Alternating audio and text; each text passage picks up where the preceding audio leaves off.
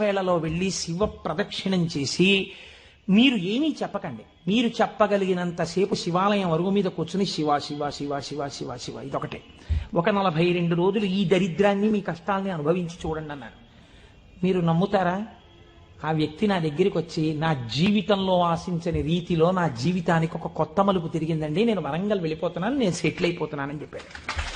ఆ వ్యక్తే నాకు ఈ మధ్యనే మళ్ళీ ఫోన్ చేసి, కోటేశ్వరారు ఇప్పుడు నేను ఎంత ఆనందంగా ఉన్నాను అనండి, ఒక్కసారి మీరేమో వరంగల్ వస్తారేమిటండి ఉపన్యాసాలకి, మీ దర్శనానికి వద్దాం అనుకుంటున్నాను, నేను కూడా కాకినాడ అన్నాడు.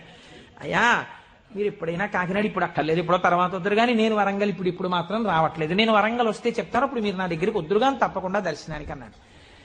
కళ్యాణి అందులో అంటారే, ఏతి జీవంతిమానందో నరం వర్ష శతాదపి అంటుంది సుందరకాండ. 100 ఏళ్ళు బతికిన వాడు శుభాన్ని చూస్తాడు. అందుకే తొందరపడి ఏదో సమస్య ఉందని ఆత్మహత్యలు చేసేసుకుంటాం